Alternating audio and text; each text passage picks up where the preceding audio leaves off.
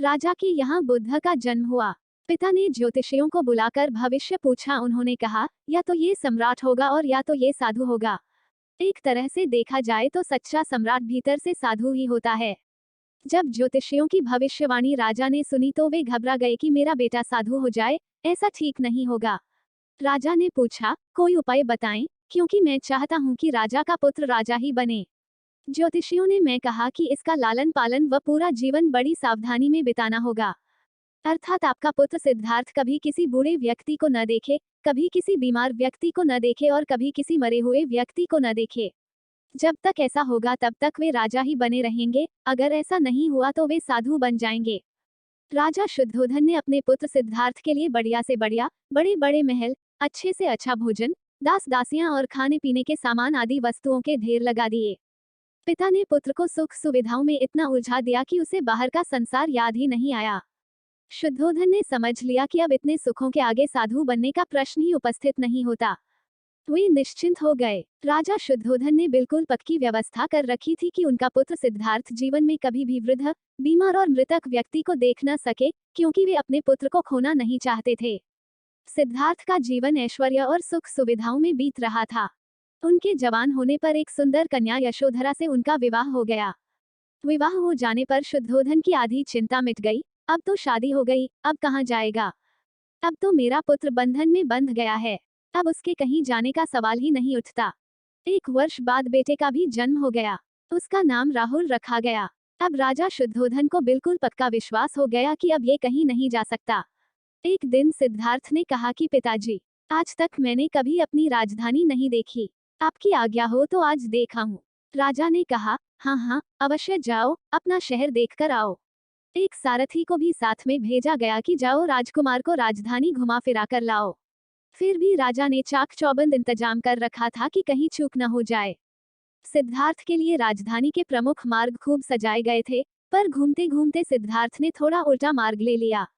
वे उस मार्ग से गुजरने लगे जहां पर तैयारी नहीं थी और आज उनको बहुत आश्चर्य हुआ जब पहली बार उन्होंने एक बूढ़े आदमी को देखा, कमर झुकी हुई, पूरी चमड़ी में झुर्रियां पड़ी थीं। वह परेशानी और डैक से बेहाल था। उसकी चाल बहुत धीमी थी। बूढ़े की झुकी हुई कमर को देखकर सिद्धार्थ को एक झटका लगा और सारथी से उन्होंने पूछा, क्या एक दिन में भी बूढ़ा हो जाऊंगा? सारथी ने कहा, हाँ राजकुमार, हर व्यक्ति के जीवन में 3 अवस्थाएं आती हैं, बचपन, जवानी और बुढ़ापा। एक दिन तुम भी बुढ़ापे की अवस्था में जाओगे हे राजकुमार। ये संसार का नियम है, चाहे गरीब हो या अमीर, सबका शरीर शिथिल अर्थात बूढ़ा होता है। राजकुमार सोच में पड़ गया। सारथी ने रथ को आगे बढ़ाया तो कुछ दूरी पर एक बीमार व्यक्ति मिला जो रोगों से घिरा हुआ था। उस पीड़ित व्यक्ति को देखकर राजकुमार का मन बहुत ही दुखी हुआ। राजकुमार ने पूछा, इसको क्या हुआ है? सारथी ने कहा, ये व्यक्ति बीमार है इसलिए ये करा रहा है। इस संसार में दैख और सुख दोनों हैं। ये है अपने अपने भाग्य की बात है कि कोई दुखी है और कोई सुखी है। क्या मैं भी कभी बीमार हो सकता हूँ? सारथी ने कहा, आप यह विचार अभी छोड़ दें। समय बड़ा बलवान होता है। ये सारी बातें कर्मों पर निर्भर करती हैं। चाहे राजा हो या रंक, सुख दैख सब पर आते हैं।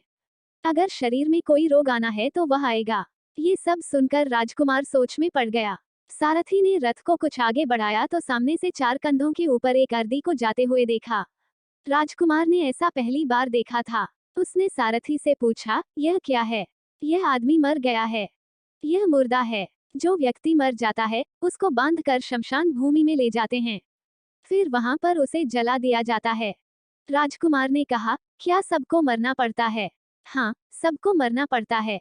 यह मृत्युलोक है। जो जन्म लेता है उसे कभी ज कभी अवश्य ही मरना पड़ता है। तो इसका मतलब ये हुआ कि ठीक इसी तरह से एक दिन मुझे भी मरना होगा। मेरी देह भी मुर्दा होगी और मुझको भी 4 कंधों पर उठाकर ले जाया जाएगा। मुझको भी ऐसे ही रस्सियों से बांधा जाएगा। मेरे भी आगे पीछे घर के सदस्य रोएंगे, तड़पेंगे और जिस संसार को मैंने इकट्ठा किया है वह सारा का सारा मुझसे छूट जाएगा। इसका मतलब ये हुआ कि क्या एक दिन मैं भी मर जाऊंगा? क्या एक दिन यशोधरा भी मर जाएगी? क्या एक दिन मेरा राहुल भी मर जाएगा? सारथी ने कहा, हाँ राजकुमार, एक दिन मैं भी मरूंगा, आप भी मरेंगे, यशोधरा भी मरेंगी और राहुल भी मरेगा, क्योंकि यह सब मरने के लिए ही पैदा होते हैं। उस रात सिद्धार्थ सो न सके। सोचने लगे कि क्या संसार में इतना दैख है, रोग है, बुढ़ापा है और ऐसे में मैं खा पीकर कैसे जी सकता हूँ? नहीं नहीं, ऐसा मुझसे नहीं हो सकता। मुझे खोजना होगा उस तत्व को जो दैख, पीड़ा और शोक से रहित हो, जो भय, भ्रम और भूल से परे हो, जो अनंत आनंद से भरा हो, जिसे पाकर फिर और कुछ पाने की इच्छा न हो। सिद्धार्थ वैराग्य के शिखर तक पहुंच चुके थे। बस उसी रात को उन्होंने घर छोड़ दिया। सारथी से कहा कि नगर की सीमा से दूर ले चलो। नगर के बाहर पहुंचकर सारथी को लौटा दिया। फिर कई दिनों तक वन में चलते गए। एक घने पीपल के वृक्ष के नीचे आसन लगाकर ध्यान में लीन हो गए।